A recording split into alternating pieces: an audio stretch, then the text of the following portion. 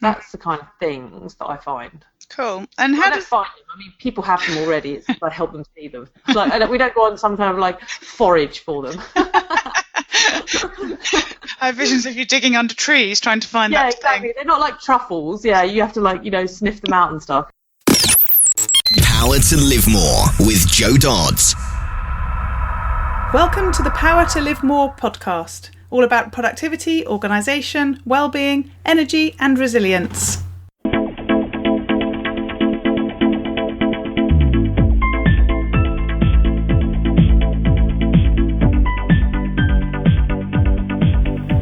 I'm Jo Dodds, and I started this show to enable interesting people to share their stories about how they use their power to live more, and by that I mean to do the stuff that they want to do more than the stuff that they need to or should do.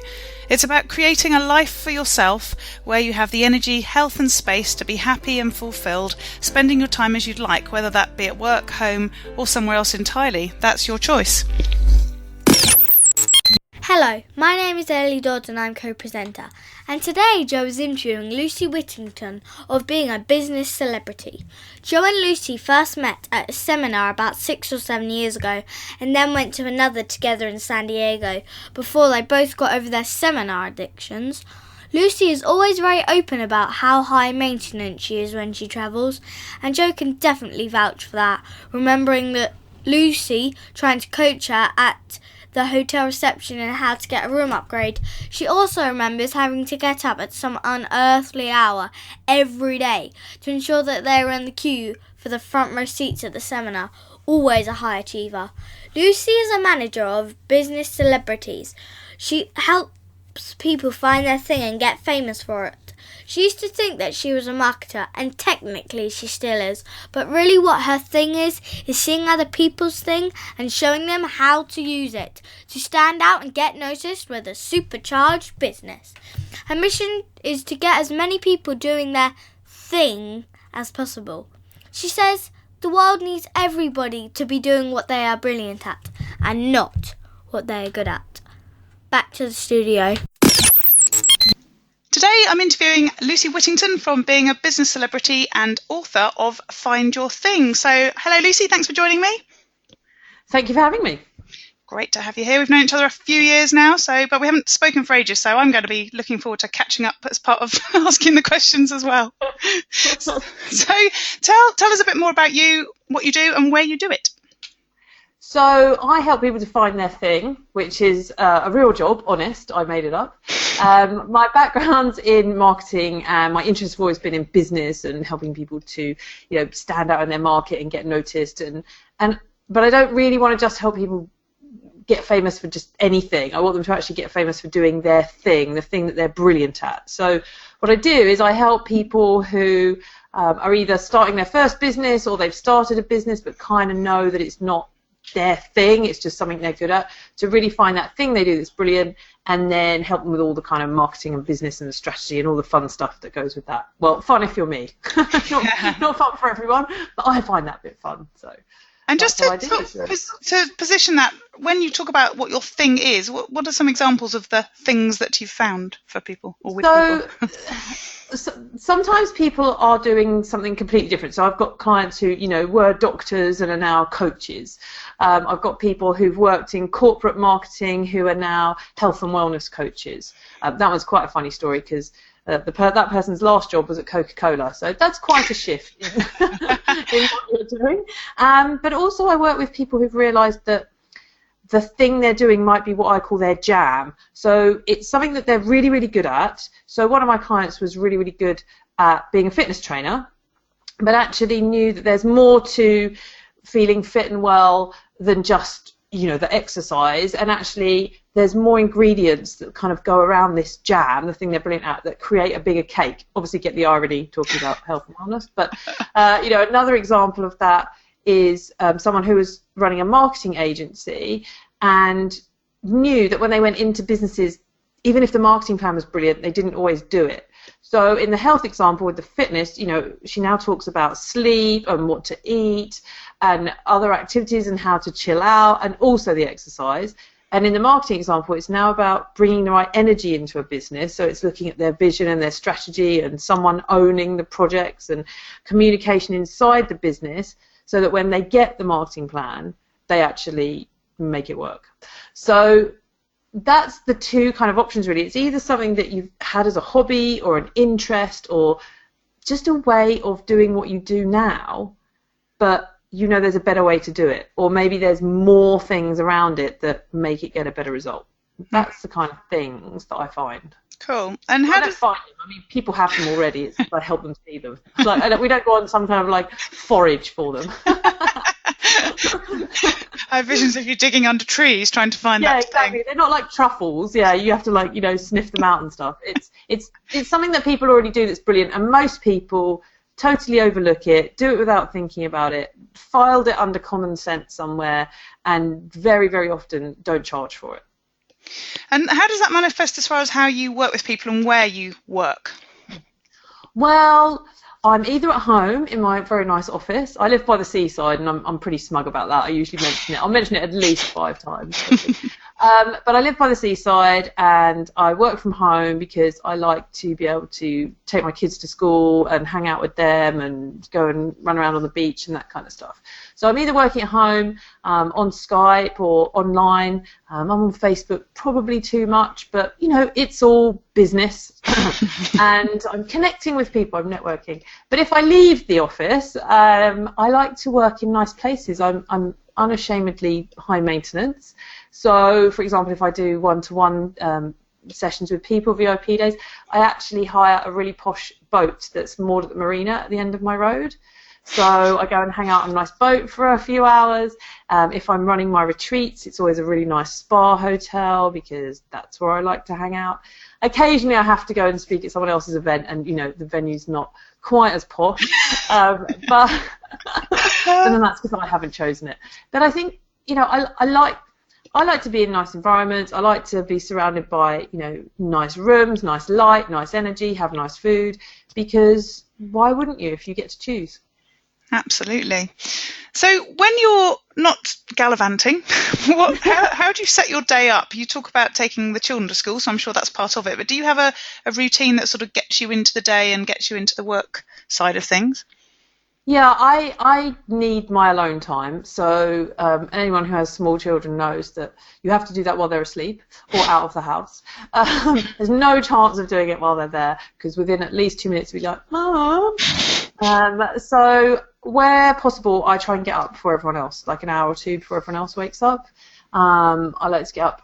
It's harder in the winter when it's dark, but I like to get up. I like to have some time to myself, make myself a cup of tea, or chill out, do some writing. Maybe the writing's for myself, just some journaling, some ideas, write down some kind of notes, just kind of have that time to myself to kind of get all my thoughts in order, whether they're kind of more personal thoughts or whether they're like, right, what do I need to get done from a workplace? Just kind of get that time to myself to get focused and centered and grounded.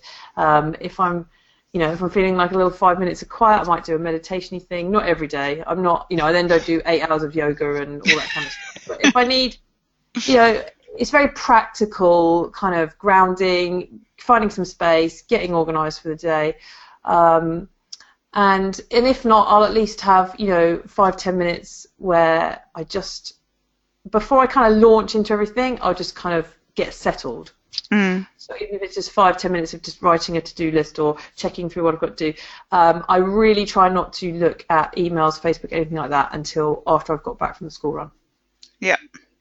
It's very disciplined. You get distracted.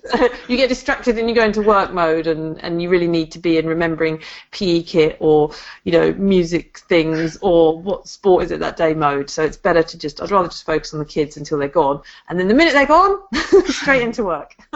Yeah. And is there more sort of routine there, or is it literally just whatever the first task is? No, I tend to do things on different days. That's worked really well for me. I have different days where I do different things during the week. So, for example, Mondays is the day where, we have team meeting on a Monday. I'll do some writing that needs to get organised for, things that will go out later in the week on a Monday. I might have some conversations with people that I need to get stuck in. So that's a kind of get organised, get stuck into my business, do some writing, get things done day. I have a corporate client that I do work for, and they have like their own days of the week as well. So if I'm focusing on like one bigger client, I might that's what I'm doing that day, and I don't deal with any other stuff because it can wait. And I kind of get you get your head into a different mode. Wednesdays very much my delivery days, so I have programs where I work with people where we have group Q&As every week. So there's programs where I'm helping people finding their thing, and then there's also my kind of ongoing let me help you with your business thing.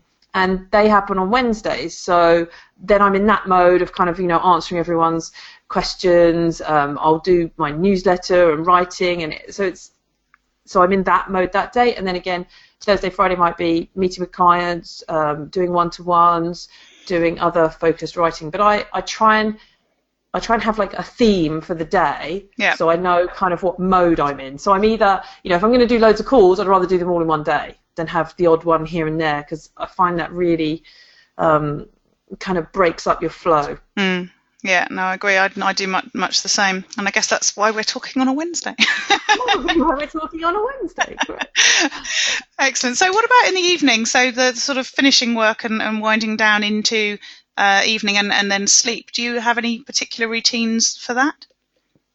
I consciously try not to do screen stuff too late. I consciously try and have a break between, even if I don't do that much work in the evenings, so I'd rather do it earlier in the day. But if I do have to do, an hour or two of catching up or writing, I try and have some non-screen time before bedtime. So I do like to read. I've recently discovered grown-ups colouring in, and I'm quite into it. I don't know whether that's a cool thing to do or not, but I really like it. A client actually bought me a grown-ups colouring in book as a gift, and I was like, because I'd seen them and I thought, no, I'm not going to do that. What's that all about? What's that all about? It's that kind of mindfulness coming in. But I'm really into it. I really like it. So I kind of go and steal my kids' gel pens, and I quite often, even if the TV's on or I'm listening to something, I quite often have a little bit of colouring in, chill out. And I am completely not a domestic goddess in any way, shape or form, but I strangely love ironing. I find ironing very relaxing.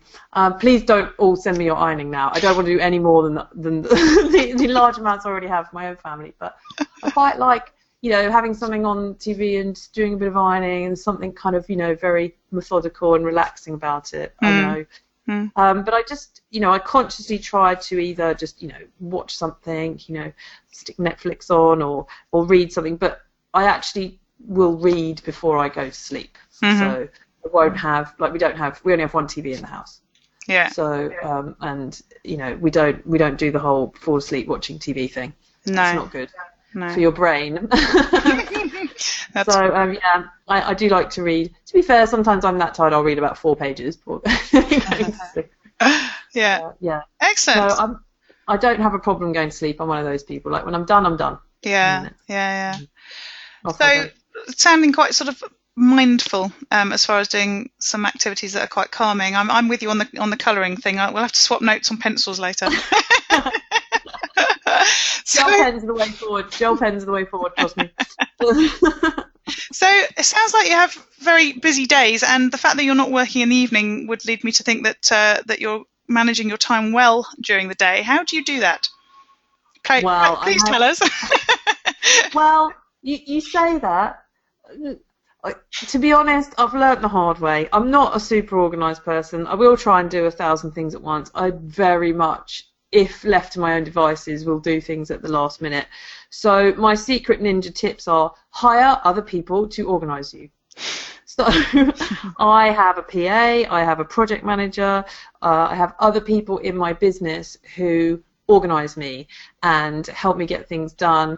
And also just knowing that other people are taking care of things, or even just knowing that there might be 100 things to do on my to-do list, but I only actually have to do 3 of them today, and not keep worrying about those other 97, that actually really helps. So whether you have to do that, whether you just do that on your own and know that, well, I've got these 100 things to do, but these are the ones I'm going to do today, or you just know that someone else is going to take care of them, or they're just going to keep them away from you until you need to do them.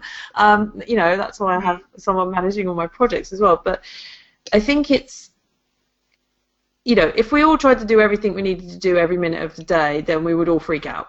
And so I just try and have as many tactics as I can to, it's almost like look, even if I have to just stuff it in the cupboard and I can't see it, knowing that it'll be dealt with when it needs to be dealt with kind of approach works for me, if I'm honest. It's like, I don't want to miss deadlines, I need to get things done, but if other people are helping me make that happen, then that's all good as far as I'm concerned. I think that's a real key point, that piece about not feeling sort of emotionally bogged down by all the stuff that's still outstanding, sort of thing, and how you choose to make that happen, whether that be putting it all on a to-do list or giving somebody else the job, or, as you say, stuffing it in the cupboard. I think is really important. Yeah. I mean, not stuffing the cupboard to ignore it, just having whatever system you need to only give yourself small pieces of things to do, or pieces of information, or learning, or whatever it is at a time, makes a massive difference, because otherwise your head's just too full of thinking about all the other million things to even focus on the 2 or 3 things you've given yourself. Yes, yeah, exactly. Whether you get other people to help you with that or you do it yourself, that to me, the whole head clearing thing makes a massive difference. I mean, you can't do everything, so, it's good idea to not try and attempt to do everything.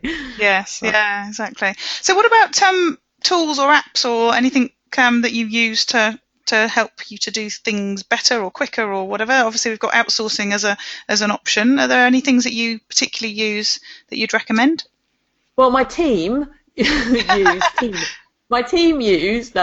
Google Calendar is, we run our lives off Google Calendar, down to, we have different colours in the calendar for what I'm doing, what the kids are doing, all things like that. So everyone's got visibility of what everyone's doing and everything to do. Even down to the, my PA sees when I've got, parents' evening, or there's a little show on at school and things like that. So, and things we need to remember for the kids.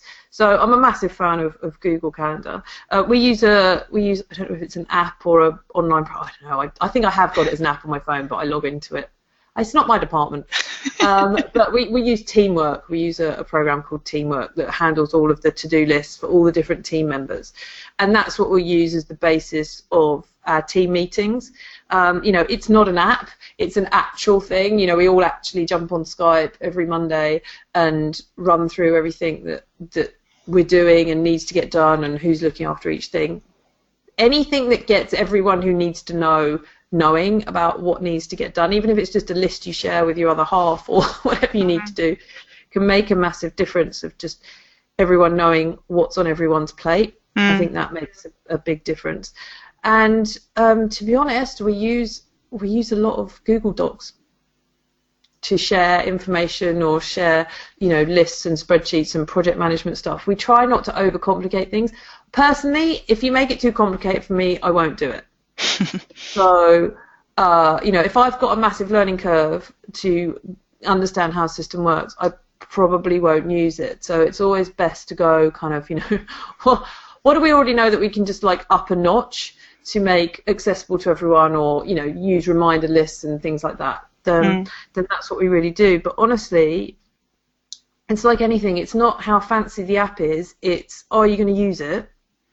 Or have you got someone who can use it on your behalf? Yeah.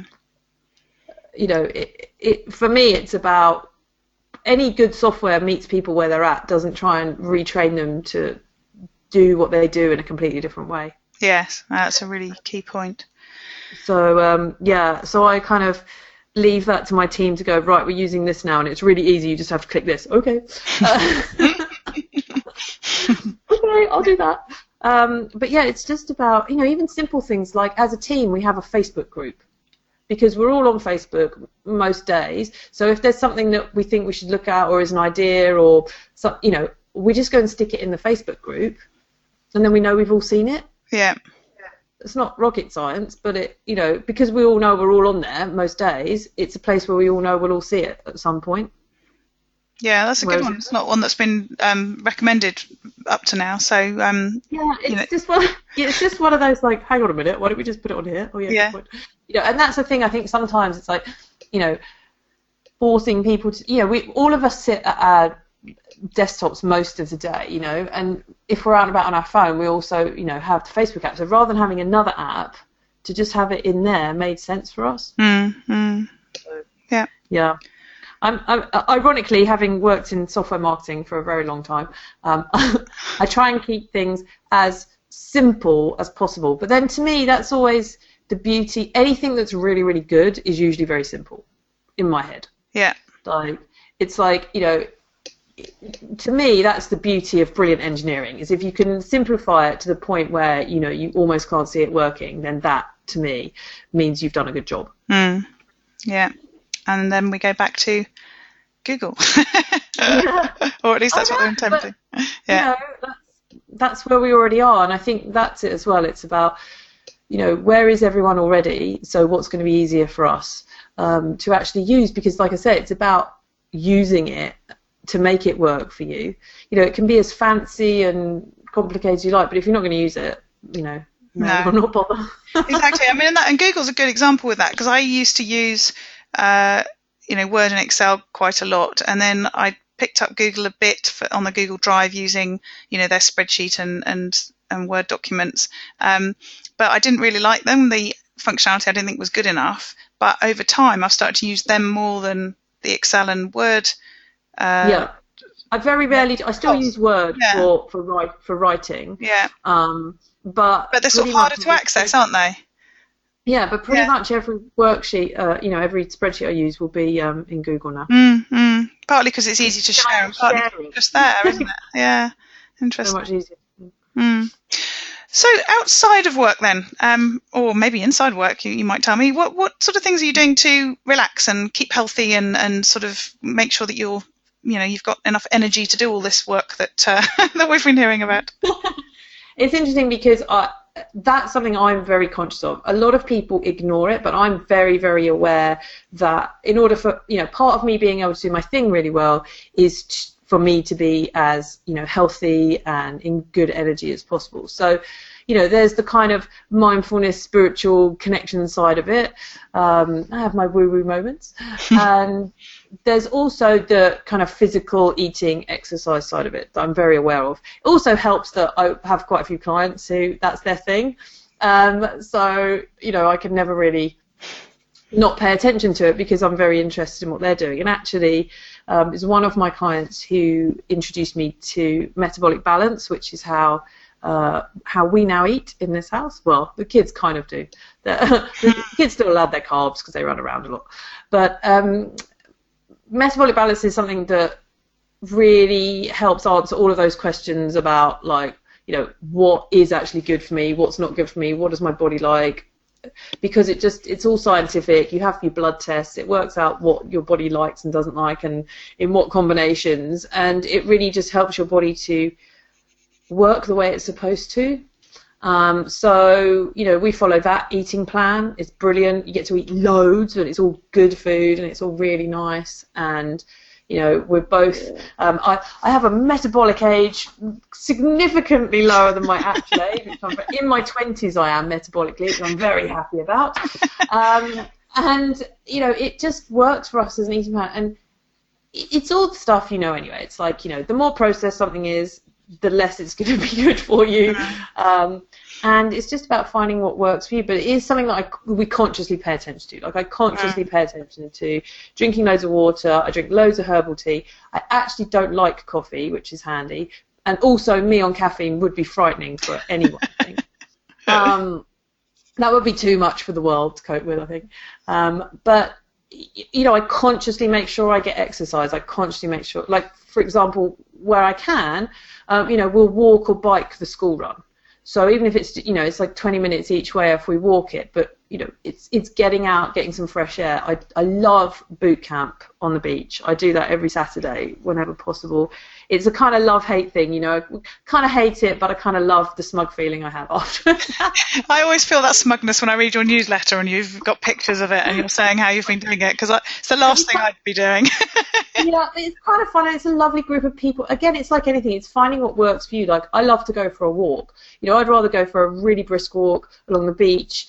And yet, you know, my husband runs. He'll happily just trot out for a 10K 2 or 3 times a week, and I'm like, oh gosh, I'd rather do anything than do that. But that's his you know, his exercise thing. It's like, find what you like to do. If you like to dance, do that. If you like to jump on your bike for a couple of hours, it's just finding what you like to do, but making sure you do it. Yes, yeah. I was listening to a podcast yesterday, and they were saying exactly that they, and both of them being fitness trainers over the years, and how they've changed what they do considerably based on that very thing, that pushing yourself to do stuff you don't want to do is of no use to anybody anyway. Yeah. It's like, it's better to go out for a walk for half an hour every single day than go and do, you know, one exercise class that you hate once a week. Why would you do that? Yeah. But I think it's just about being aware that if you are your business, part of your responsibility in running a business is to look after yourself. You know, I can't do my thing if I'm not well, and therefore, you know, I can't make a conscious effort to do some exercise. I'm not a fanatic by any stretch of the imagination. In fact, if you ever saw me at boot camp, you would see that is clearly, I'm clearly not an athlete. But I do it because I know that, you know, it's making my body stronger, it's making me healthier. I like being outside. I'd rather go for a big walk, you know, along the beach or in a park or something, just, you know, go and have a run around in the woods and things like that. I'd rather be outside and just go for a walk for 2 or 3 hours than be in a gym with no windows, you know, and get sweaty for half an hour. I'm not a big fan of that. No. But I still make sure that I am moving somehow. I haven't quite got to that point where, you know, you get one of those treadmill desks yet. I'm not sure about that. But, you know, but even that, I can see the point. Yeah, no, I do. I have a stand-up desk, but I am currently sitting down, so maybe I'm not following it enough. So, what about learning and improving yourself and you know, moving things forward? You sound like you probably do quite a lot of that. What sort of things would you recommend to improve yourself, or how you improve yourself, should I say? I think, well, I've pretty much cured myself of my seminar addiction, so that's good. Me too. You and me both. Like, I think what's really important is you recognise what you need to know next or what you don't know at the moment. So I used to be very much like, oh my gosh, I need this latest magic bullet special thing. This person knows it, and I've got a lot more confident in, look, I do things my way. I know what works for me. I know how I like to do things, and I really look more for skills gaps now, or just to deepen my understanding. So rather than feel like I'm missing things, I now go and look for new things that interest me. So I might think, oh, I'd love to know how to be great on video. I'd love to know how to be a better speaker, or I'd love to know how to, you know, tell stories better, things like that. That would be something that I would go and look for and learn from a person whose thing that is, rather than feel, you know, because there's 1,000 different ways you can market and do everything. You know, everything in life has 1,000 different ways of doing it. And I think, again, you can create overwhelm in yourself just through being in constant, like, well, until I've learned all 1,000 of them, I don't know which one I'm going to do. And I very much am like, you know what, I know plenty already, but I'm going to enjoy learning new things. So I'll either, you know, I'll quite happily watch a webinar about something if I don't know about it yet, but I won't feel I have to watch every single webinar I get invited to.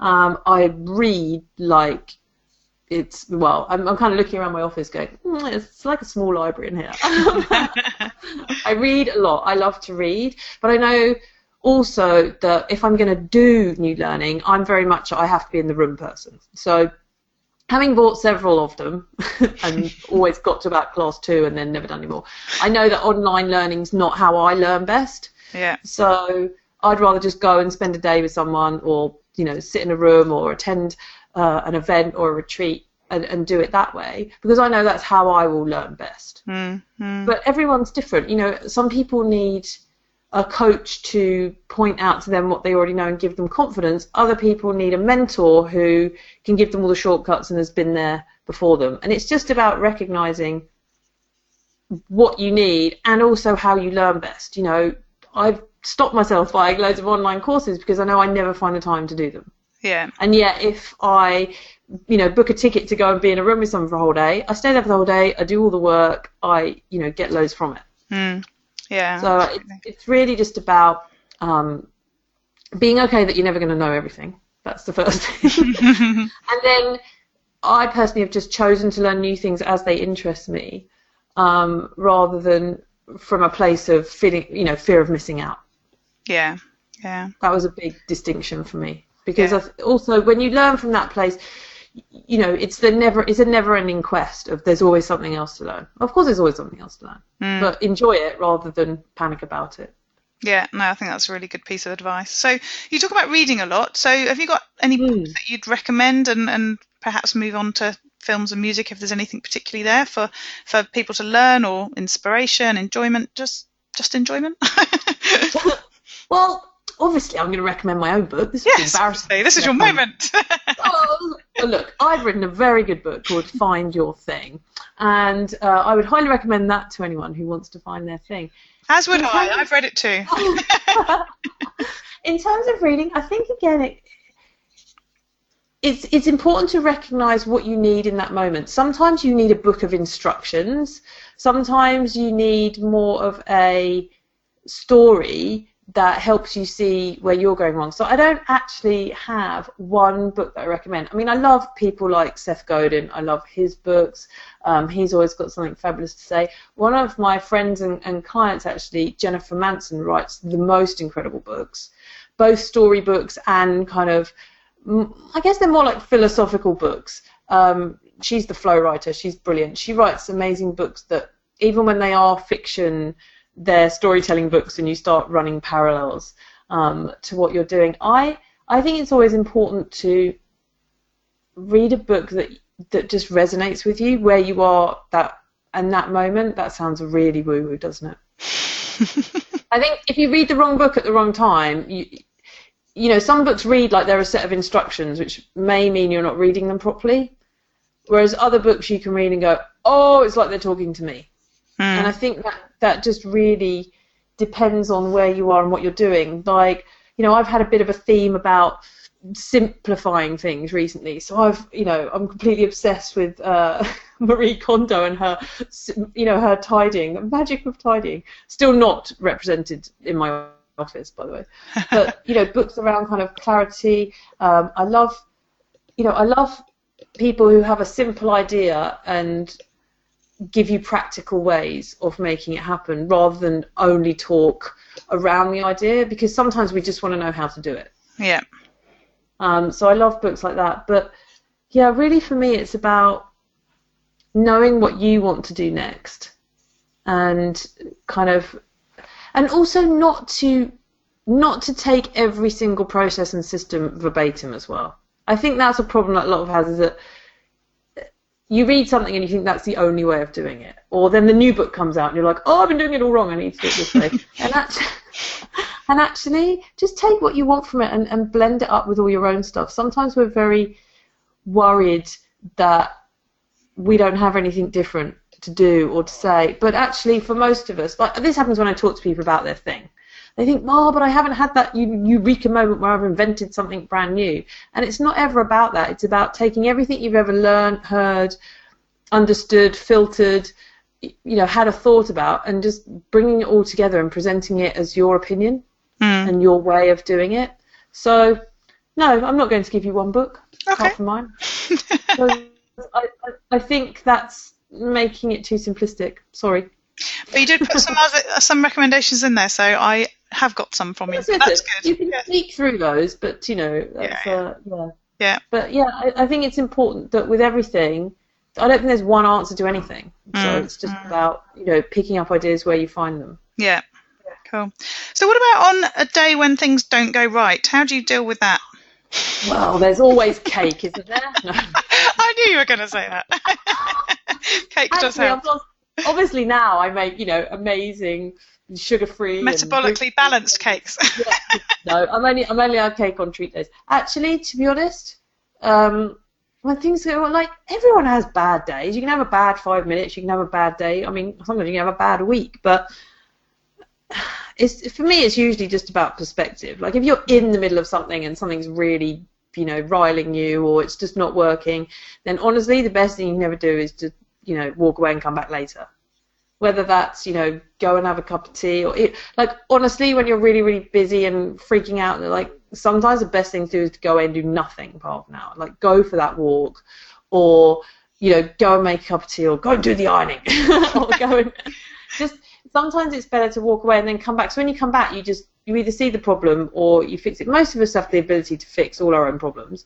It's very hard to do it when you're very angry or you're very, fixed on the problem. It's always best to give yourself some kind of diversion tactic, I find. Go off and do something else, and then you'll be like, oh, I just need to do that, don't I? Or, or just put it in some perspective. As to, like, how bad is it really? It's like, okay, so it might seem like a bit of a disaster, and that's broken, and that's crashed, and this isn't working, but, unless someone's died or something really bad's happened, everything's fixable. It might take a bit longer, or it might cost a bit of money, or it might do anything. So I think if you always have contingency, whether it's a case of, whether your contingency is someone else can look after the kids for a couple of hours, or you can get up a couple of hours earlier, or you've just got a bit of money, you can pay someone else to fix it. Whatever the problem is, if you build contingency into your life, there's usually a way of dealing with it. Yeah. That sounds really simple, doesn't it? I know when you're in the middle of it, it doesn't feel like that. But, if something breaks, and, even just simple things like, we have a kind of, a maintenance fund for, like, we just put a bit of money in every month. So, like, when stuff breaks, I don't freak out about it. It's going to mean I can't fix it. It's like, oh, well, we need new tyres, fine, that comes out of that. Or, the boiler's broken, okay, fine, let's pay for the plumber. And, I mean, that's one really simple example, but it means that it never turns into a catastrophe. Yeah, no, I think that's good advice, definitely, as you say. Really, that walking away and coming back when the emotion's gone can help. Yeah. Yeah, and asking for help, that's why you have friends or, business colleagues or and there are different people I will phone about different disasters. So, like, everyone has their little list of people, like, right, this is the person I'm going to phone if I just need someone to tell me I'm awesome because I'm having a bad day, right? And this is the person that I'll see if they've got 10 minutes for a chat if I just need them to put their practical head on and tell me to stop being so emotional. Or this is the person, It's good to have different people that you can call on that we all know what they're going to say before they say it, but we want them to say it to us. Yeah. And that's why we phone them. We want them to, tell us we're just being silly, or, tell us that that's not important and this is, and that, whatever. And you almost know what they're going to tell you before they tell you. You just kind of want them to tell you, because telling yourself never seems to work quite so well. No. It's when you disagree with them that it doesn't work either. You're like, hang on, you weren't supposed to say that. Yeah. So flipping it then, if you think about a day when you end the day knowing you've had the chance to live more, and that's where I talk about doing the stuff that you want to do, not the stuff that you need to do or you feel you should do. What have you done? What's that day look like? Well, ideally it's going to involve a beach for me, I'll be honest. Ideally it's a day where I've been outside, I've been with my kids. Some of the best days for me are the days where I actually haven't done, in inverted commas, any work, but I get back to a message of, like, I've just read your book, or, your talk this week was brilliant, or a Facebook message going, oh, I've just read this, or I've just listened to this, or I've done something. So the best days for me is where I know that my contribution is, like, out there in the world, like my message, my ideas, my value is being consumed without me having to deliver it, and people are getting it and they're sending me messages. So I'm getting to do the things I love to do. So I'm out probably, running around on the beach or with the kids, or going for a nice walk, I'm on holiday, I'm away. And I know that even when I'm not there, I'm still helping people with their thing. That's what the best days are like for me. Obviously, you have to spend some days making those things, so you can have those days. But that's that's what gets you through those days where you're like, oh, please don't make me edit my book another time, or recording videos and all the text going wrong and you're having a bit of a swear fest and all that kind of stuff. It's like the days where you get to just go and be you and do that and know that you're still helping people, they're the best days. They're the best days. No, I love that. Yeah, as you say, that those days do need effort to get to, but there is that sort of balance, that payoff. Yeah. Yeah. Love it. Okay. The other good day is when you get sent your royalty check, or yeah, those ones too. Excellent. Those ones too. Yeah, let's not forget the getting paid part as well. So I've really enjoyed talking to you today, Lucy, not surprisingly. I knew it was going to be a great interview. How can people find out more about you and connect with you? The best place to go, actually, is my book's website, which is findyourthingbook.com, and there there's articles and you can read the first chapter for free and have a nose around and see what I think about things. And there's a contact form there as well, so that's the best way to get in contact with me. I know that will come straight into my inbox. Brilliant. Thank you so much. You're very welcome. Thanks for having me. Joe's Gems. This is the part of the show where I do a recap of the key points of the interview, the stuff that I really liked, and the apps, books, music, tips and tools that were shared. This is for you if you heard something that you want to check out but you couldn't write it down at the time. Hopefully I've got you covered. And this is the bit for the really time-pressed. You can just listen here and get the gems from the interview, but of course I wouldn't suggest you do that and miss out on the great conversation that I had with Lucy.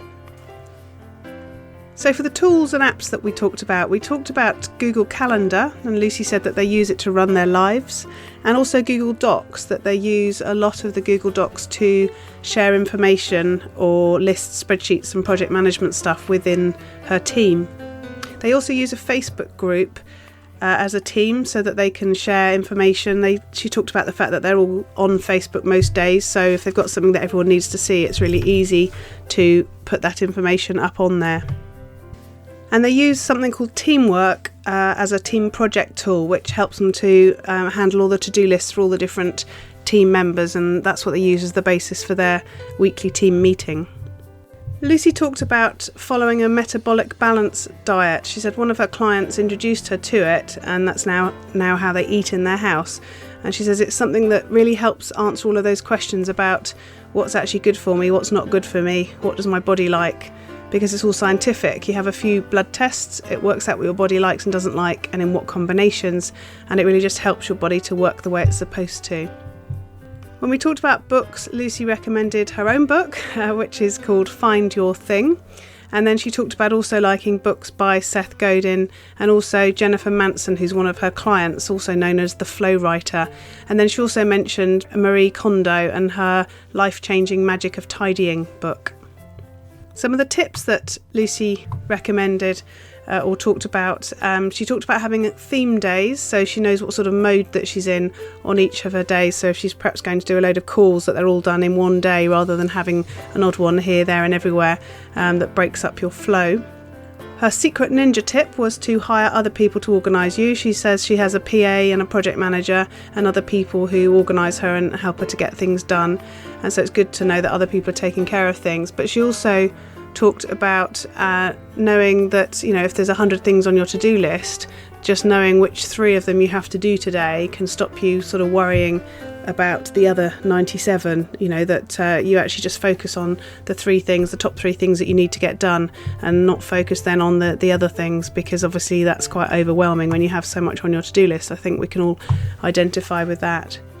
And then she went on to talk about having a system for that, so you only get small pieces of things to do, learning or information about the things that you have to do, rather than sort of thinking about everything all at once. She says that makes a big difference, so that you're not sort of trying to hold in millions of things to look at when you're actually only trying to focus on 2 or 3 things. Lucy says that she consciously makes sure that she gets exercise. She perhaps makes sure that they do the school run by walk or cycling, so that they get 20 minutes exercise each way. And also she goes to a boot camp on the beach on a Saturday. She says it's a kind of a love-hate thing. She sort of kind of hates it, but kind of likes the smug feeling that she has after she's done it. An interesting thing she said about learning, having gone through a period of time where she described herself as being a seminar junkie, which I identify with as well. And she said on learning, I think what's really important is you recognise what you need to know next and what you don't know at the moment, and sort of focus on that rather than, just frantically trying to learn everything about everything. And she also talks about reading a lot. She really likes reading, but she's identified that actually buying a course, doing an online course or buying a book to learn something isn't the style that works for her. So she buys things and then doesn't actually get any further than, perhaps the first or second lesson. So she's learnt over the years that she needs to go and spend some time with somebody one-to-one, or go and sit in a room or go to an event, so that she actually, is immersed in that situation to provide that learning. But as she says, everybody's different, and that, doesn't necessarily work for other people. But interesting to work that out over the years, what actually works best for you, and then focus on that style of learning rather than just doing what's available, if you like. And then to contact Lucy, the best place to go is to www.findyourthingbook.com, and that'll give you more information about what Lucy's up to. I think you can read the first chapter of the book, and you can also get in contact with her by an email form when you're there as well. As always, all the links from the show notes are available on the website. If you go to powertolivemore.com/9, you'll get all the links from Lucy's interview. Use your power to live more. Again, all this information is available on the show notes on the website, powertolivemore.com/, in this case, 9, powertolivemore.com/9. And if you'd like to sign up to get my weekly newsletter with more tips, strategies, ideas and tools to improve your power, you can do that on the website too. Again, the link for this show is powertolivemore.com/9. And we look forward to speaking to you next time.